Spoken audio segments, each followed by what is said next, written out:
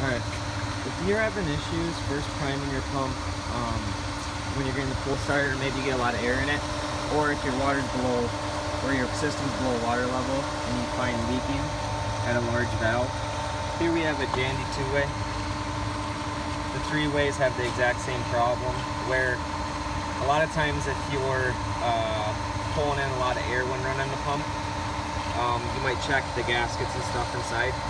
However, what I've found, so here's one that had the problem where it kept sucking out air. If you look on the underside here, there is that little, it's like a divot almost, it's a crack. And what's happening is it's sucking in air down through the stem and through that crack. So considering this is a point of failure, we've shown this to Jandy. I'm not sure if they're working on a new one or what's going on. And I don't see the same problem with the 1.5 or 2-inch valves or any of the smaller ones, just these larger ones that are 2.5 by 3-inch.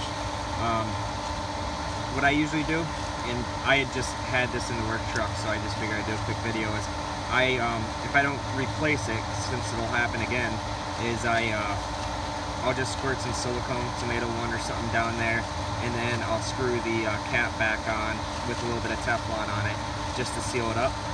And that typically takes care of the problem. If you have an actuator on top, usually you can just leave the cap screwed in until the silicone sets up, and then you can pull the cap in a day later and remount the actuator.